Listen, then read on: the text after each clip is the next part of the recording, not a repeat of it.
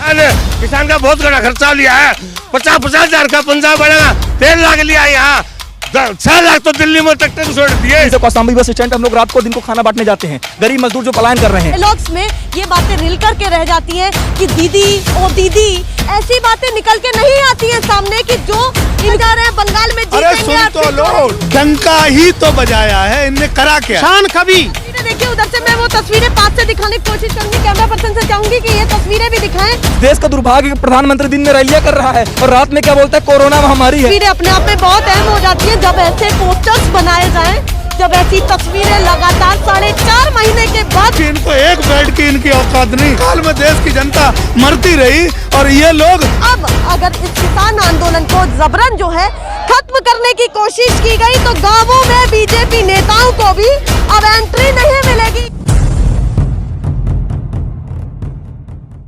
नमस्कार, एक बार फिर से आप सभी का स्वागत है। मैं आपके साथ मीरा राजपूत। इस समय हम हैं यहाँ पर, कहाँ पर? किसान आंदोलन में, उस आंदोलन में जहाँ पर 4.5 महीने से इन किसानों ने लगातार इस कमान को संभाले रखा और लगातार सवाल सरकार से कर रहे हैं कि क्यों अभी तक आवाज़ उस तरीके से उनके पास नहीं पहुंची कि यहाँ तक आ नहीं पाए या उस जवाब को दे नहीं पाए जो ये किसान लगातार 4.5 महीने से मांग रहे हैं।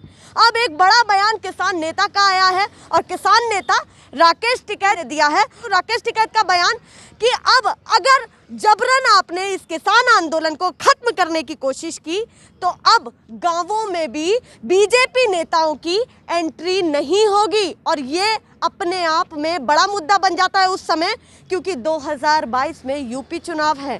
तो अब किन मुद्दों के साथ लड़ेंगे? क्या इन किसानों के वोट बैंक की ज़रूरत है या नहीं है, या फिर क्या मुद्दे रखने वाले हैं? कैसे इन किसानों को रिझाएंगे या फिर अब इनको साफ करने वाले हैं? क्योंकि कहीं ना कहीं एक बड़ी मुसीबत भी बन जाएगा ये किसान आंदोलन जब यूपी में होगा चुनाव। किसान का चुनाव है ना, विधायकी का और मेंबर ऑफ पार्लियामेंट का चुनाव एक अलग बड़ा चुनाव हो जाता है, लेकिन किसान का चुनाव है ये।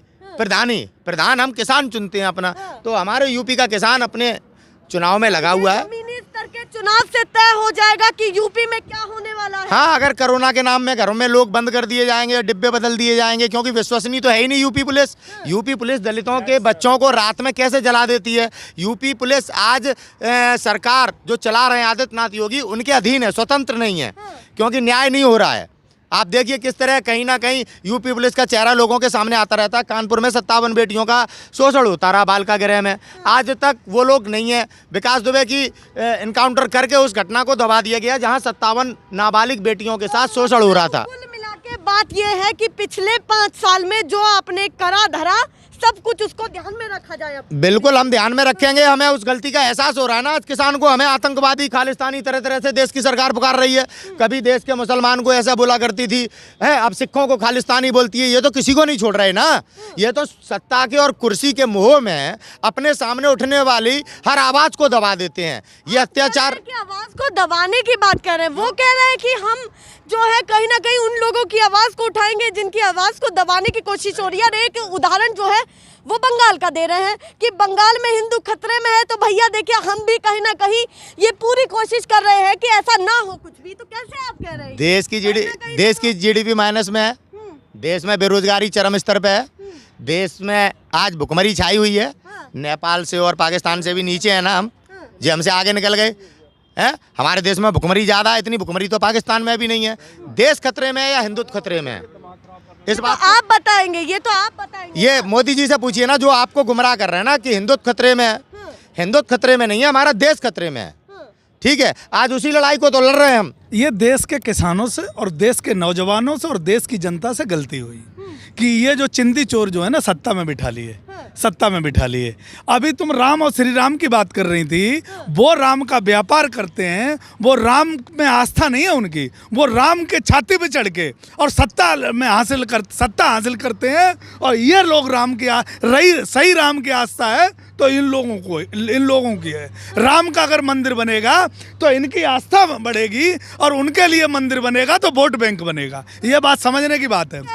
पहले दिन से वो डंका बजा रहे हैं बंगाल में अरे जीतेंगे, सुन और तो फिर जो है लो, डंका ही तो बजाया है इनने। करा क्या है इनने? डंका ही तो बजाया है। अब तक 2014 से अब तक इन्होंने क्या किया? डंका बजाया है देश में, चाहे नोटबंदी के नाम से डंका बजाया हो, चाहे स्मार्ट सिटी के नाम से डंका बजाया हो, चाहे लोगों को हिंदू मुस्लिम के नाम से डंका बजाया हो, और ज़्यादा हुआ तो दलितों को और ओबीसी को लड़ाने का डंका बजा दिया हो, ज़्यादा कर दिया हो तो पंडित को और ठाकुर को लड़ाने का डंका बजा दिया होगा। इन्होंने देश को बांटने का डंका बजाया। काम हमें उत्तर प्रदेश से लेकर देश के किसी कोने में एक पत्रकार किसान इस देश का, इस राष्ट्र का निर्माण कर रहा है। जो राष्ट्र हमारा भटक गया था, जो दलितों में, ईसाइयों में, मुसलमानों में जो बट गया था ना, आज यहाँ किसान एक छतरी के नीचे हिंदू मुस्लिम सिख ईसाई एक संविधान की शपथ लेके और यहाँ बैठा है, और इन्हें शपथ ले ली है कि बंगाल से शुरू होंगे, उत्तर प्रदेश में घुसने नहीं देंगे, और देश के कोने कोने से इनका झाड़ू लगा के बंगाल से कैसी आशंका जता रहे हैं? बंगाल से आशंका जता रहे। 3 सीटें थी ना, ये 3 भी ले आए अपनी।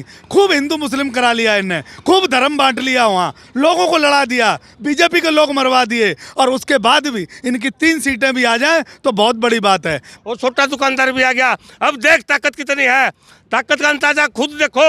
यहाँ पे खड़े यहाँ सिर्फ 200 किसान हैं। 200 मत भी अगर जाए 2 किसान रह जाए नहीं, औकात को नहीं चटली भी अंगली ला दे, इतनी ताकत हो रही है। अच्छा, मतलब 200 किसान भी अगर यहाँ रहेंगे तो हिलाने की ये रहे 200 है मसले। सच्ची बताऊं 200 ज्यादा को नहीं। टिकरी बॉर्डर पे 1 लाख है, 4,500 आ जाए हैं। अच्छा, मैं यहाँ पर पूछती हूँ, आंकड़े मैं भी लगातार दे रही हूँ, पर इस बीच एक बड़ी बात पूछनी ये रह गई कि वहाँ पर बड़े बड़े दावे किए जा रहे हैं बंगाल में जाकर के कि किसानों के लिए हमने ये किया, किसानों के कल्याण के लिए हमने इतने रुपए दिए, 2000 की किस्त भी दी। इन सब चीजों को किस तरीके से आप देखते हैं? इतने तो बिम्बा में खा गए हैं।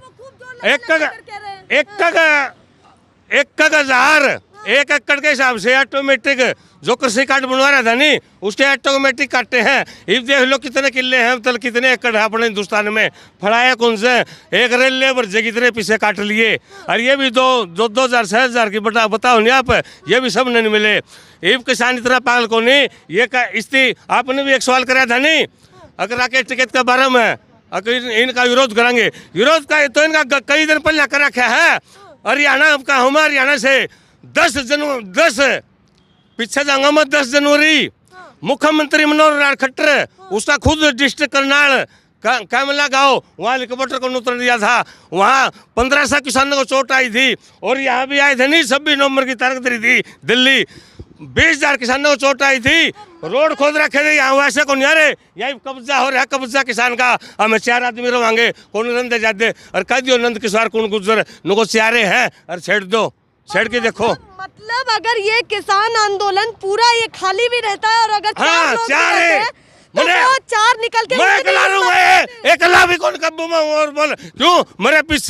मेरे पीछे 70 करोड़ किसान है, अकेला भी रहूंगा मैं और बोल। और राकेश टिकैत का नियांगली कर देनी, हाथ काट देगा सारा हरियाणा का हूँ, अकेला हरियाणा काट देगा। 3 वारदात होली है, धमकी आगे नहीं होनी चाहिए। इन मतलब तो ये नंगे करे हैं, हेलीकॉप्टर को दिया आगे नहीं चुन के मतलब मारेंगे जी तो मार देंगे, और बोल इनका भी काबू की बात को नहीं। जो सेंटर के साथ वार्ता करते हैं, की बात रह गई है कि आर पार की जो 40 संगठन में जाते हैं, इनका भी काबू करोगे। खुंटा पड़ा जाए किसान का बहुत बड़ा खर्चा लिया है। 50,000 का पंजाब बढ़ेगा, 13 लाख लिया यहाँ, 6 लाख तो दिल्ली में ट्रैक्टर को छोड़ दिए, उधरे लग गया। 20 करोड़ का तेल उधरे लग गया। कर्जा तो हमारे पल्ले इधर कहाँ से लावांगे? किसान आर पार की ना तो कोरोना डरता ना। और मैं आपसे एक चीज पूछना चाहती हूँ, और ये वही रोष है जो 4.5 महीने से यहाँ पर बैठा है। इसको मजाक ना लिया जाए, इनकी बातों पर ध्यान भी दिया जाए कि क्या ये कह रहे हैं, क्योंकि कहीं ना कहीं मनोरंजक चीज़ों में, मनोरंजक डायलॉग्स में ये बातें रिल करके रह जाती हैं कि दीदी ओ दीदी, ऐसी बातें निकल के नहीं आती हैं सामने कि जो इनको फ़ायदे मिलने चाहिए वो कितने ज़मीनी स्तर पर पहुँच रहे हैं। डायलॉगबाजी से कुछ नहीं होगा, क्योंकि अब मुद्दों पर बात करनी पड़ेगी, और वो पार्टी कोई सी भी हो, बीजेपी हो, सत्ता में जो बैठी हो, या फिर विपक्ष हो, सवाल सभी से होंगे। मैं आपसे फिर से पूछती हूँ कि जो लगातार बहुत सारी चीज़ें कही गई इस आंदोलन के तहत कि कहीं ना कहीं ऐसे लोग हैं जो ये किसान है ही नहीं, ये तो डिज़ाइनर किसान है, जो किसान है वो तो खेतों में बैठे हैं।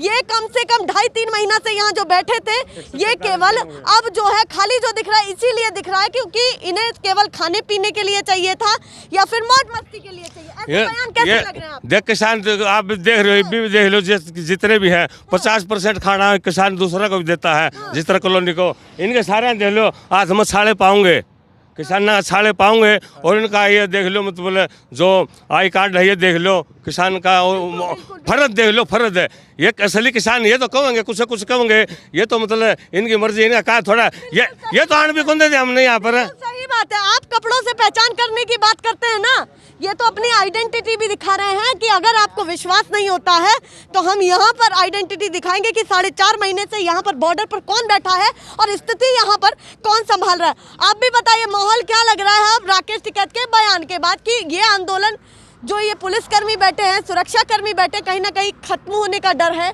या फिर इस आंदोलन को फिर से जो है एक जान मिल रही है? सबसे पहली बात तो मैं आप बोले भगवा पे, मैं भगवा पे बात कर देता हूँ।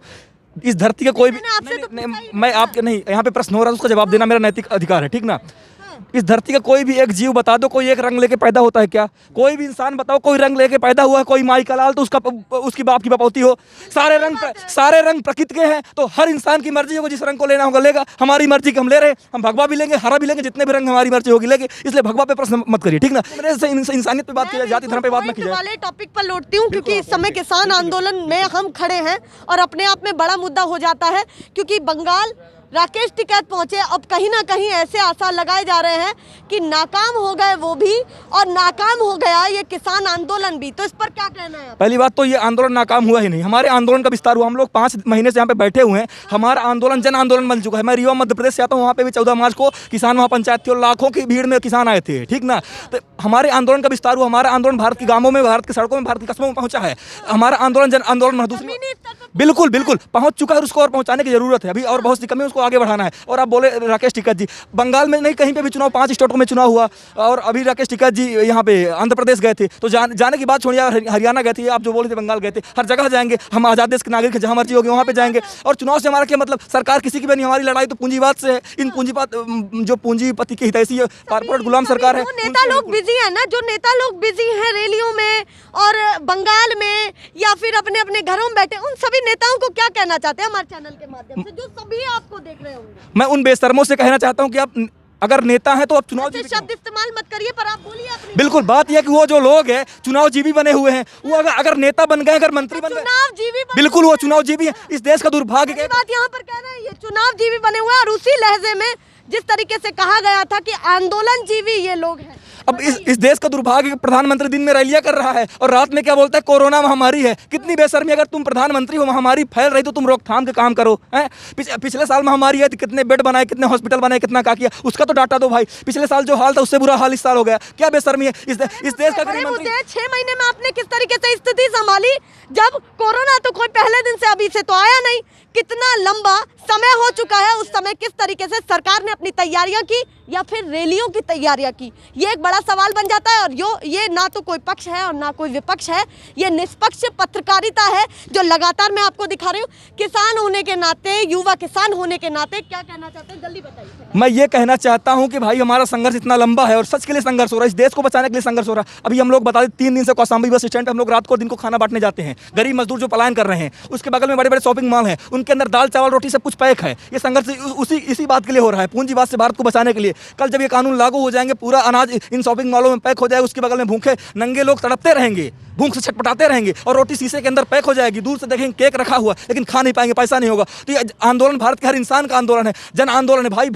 भारत में भूख का व्यापार नहीं, इस बात के लिए आंदोलन है। इसलिए मैं भारत के हर इंसान से कहता हूँ, सबसे खतरनाक होता है, पास ने कहा था सबसे खतरनाक होता है मुर्दा शांति से भर जाना, ठीक ना। तो ये जो लोग मुर्दा शांति से बैठ गए अपने घरों में, उनसे बोलना चाहता हूँ, सड़क पर निकलो, संघर्ष करो, सच के लिए संघर्ष करो, भारत के लिए संघर्ष करो। अगर भारत को बचाना चाहते हो सड़क पर आओ, संघर्ष करो। इंकलाब जिंदाबाद। बिल्कुल, ये है जुनून यहाँ के सभी युवा किसान हो या जो सभी किसान यहाँ पर इकट्ठे हैं। आप भी जल्दी बताइए कि क्या कहना चाहते हैं राकेश टिकैत के बयान पर, या फिर 4.5 महीने से जिस तरीके से बैठे हैं उस स्थिति को कैसे बताएंगे उन नेता लोगों को जिनको आपने जो जिता करके कुर्सी पर बिठाया? उनसे क्या कहना चाहेंगे? ये नेता हमारे देश लायक हैं ही नहीं। ये नेता जो बने हैं ये धोखे से बने हैं। जनता हमारी भोरी है। ये जनता भाव में आने के बाद निर्णय लिया, और जो भाव में निर्णय लिए जाते हैं वो गलत होते हैं। ये हमारा हिंदुस्तान वो हिंदुस्तान है जो रावण राज को किस तरह से संगठनों ने ख़त्म किया। यहाँ पे जो किसान हैं ये किसान सोने की तरह तप चुका है, और ये किसान अपने अधिकार पे, अपने रोड पे, ये 20 नौन की कमाई का रोड है जहाँ पे किसान अपना घर बना के बैठा है। तो मतलब किसानों को कम नहीं आंका जाए। जो लोग कह रहे हैं कि किसान आंदोलन खत्म, ऐसी तस्वीरें जो चल रही हैं। किसान आंदोलन तो कभी होता ही खत्म नहीं। किसान आंदोलन करने जब आता है ना तो धर्म की युद्ध में आता है। यह धर्म का युद्ध है, किसान का युद्ध नहीं है। इतने बड़े भैरूपिया उनने, ये अंग्रेजों के गुलाम थे जिन लोगों को हमने नेता बनाया, और अंग्रेजों की इनकी नीति है कि इस किसान को इस तरह से तबाह किया जाए कि ये किसान अपनी आवाज़ न उठा सके। किसान की आवाज़ वो आवाज़ है, इस आवाज़ को काटने वाला न पैदा हुआ और न पैदा होगा। किसी की माँ ने दूध नहीं पिलाया इस यहाँ से किसान को कोई हला दे, क्यों? किसान अपना घर बना के बैठा है यहाँ। किसान कभी तस्वीरें देखिए उधर से, मैं वो तस्वीरें पास से दिखाने की कोशिश करूंगी। कैमरा पर्सन से चाहूंगी कि ये तस्वीरें भी दिखाएं कि किस तरीके से इस किसान आंदोलन को लगातार जो है जिंदा रखने की पूरी कोशिश है। जिस तरीके से 4.5 महीने से चल रहा है वही तस्वीरें अब आप देख सकते हैं कि किस तरीके से उन्हीं कानून, उन 3 कानूनों को जो है लगातार जो है उनका विरोध किया जा रहा है। सभी लोग तिरंगा हाथ में उसी जुनून के साथ जो 4.5 महीने से था। ये तस्वीरें कैसी लग रही हैं आपको? क्या लग रहा है कि क्या होने वाला? क्योंकि वो तो लगातार ऐसा अल्टीमेटम दे रहे हैं कि कोरोना चल रहा है। ये असली राष्ट्र है, और कोरोना के नाम पे इन्होंने क्या किया है? 1 साल से ज़्यादा हो गया है देश में कोरोना को 1 साल से ज़्यादा हो गया है। कोरोना के नाम पे इन्होंने अपना 9,000 करोड़ का प्लान खरीद लिया। कोरोना के नाम पे 30 लाख करोड़ पीएफ के फंड में खा लिए। कोरोना के नाम पे LIC बेच दी, कोरोना के नाम पे ONGC बेच दी, कोरोना के नाम पे रेलवे बेच दिया, कोरोना के नाम पे इन्होंने देश को बेचा है। और एक भी हॉस्पिटल कहीं देश में नहीं बनाया, और कहीं 100 बेड नहीं लगाए। आज पता है उत्तर प्रदेश की स्थिति क्या है? आज लोग उत्तर प्रदेश के अंदर 108 नंबर, इनका कैबिनेट मंत्री फोन करता रहा और 108 नंबर नहीं मंगवा पाया, और कई मंत्री मर गए। और ये अपने मंत्रियों को नहीं बचा पाए तो देश की जनता का क्या हाल करेंगे? उत्तर प्रदेश। एक बड़ी चीज याद आई है कि एक वीके सिंह बीजेपी नेता जो रह चुके हैं वो खुद मदद मांग रहे थे, ट्विटर पर ट्वीट करके कह रहे थे कि उन्हें एक बेड की जरूरत है। जब नेता लोग की ये हालत है तो और सभी की क्या हालत होगी? अपने आप में बड़ा सवाल बन जाता है। कुछ कह रहे थे? मैं आपसे ये कह रहा हूँ कि उत्तर प्रदेश और देश का वो हाल है कि उत्तर प्रदेश के 65 सांसद बेकार हो चुके और 325 विधायक बेकार हो चुके, और प्रधानमंत्री और मुख्यमंत्री इतना बेकार हो चुका है कि इनको एक बेड की इनकी औकात नहीं। इन्होंने कुछ भी नहीं किया। कोरोना काल में देश की जनता मरती रही और ये लोग तमाशा देखते रहे। एक मंत्री की औकात जब 108 नंबर अखिलेश यादव की दी हुई एम्बुलेंस नहीं मंगा सका तो वो उत्तर प्रदेश की और देश की जनता का भला क्या करेंगे? कुछ नहीं। ये देश लूटा जा रहा है, लूट तंत्र बना दिया। देखिए ये तस्वीरें अपने आप में बहुत अहम हो जाती हैं जब ऐसे पोस्टर्स बनाए जाएं, जब ऐसी तस्वीरें लगातार 4.5 महीने के बाद भी दिखे इस बॉर्डर पर उसी किसान आंदोलन में, जिस इस किसान आंदोलन को लगातार जो है ऐसा अल्टीमेटम दिया जा रहा है। फिर भी किसान नेताओं का कहना कि अगर फिक्र है तो क्यों अभी तक नहीं सुना गया, और अब अगर इस किसान आंदोलन को जबरन जो है खत्म करने की कोशिश की गई तो गांवों में बीजेपी नेताओं को भी अब एंट्री नहीं मिलेगी। ये बड़ा अल्टीमेटम राकेश टिकैत ने दिया। ये तस्वीरें आपको लगातार ग्राउंड से हम दिखा रहे हैं, और इस किसान आंदोलन के दिखाने पर फिलहाल के लिए नमस्कार। चलो।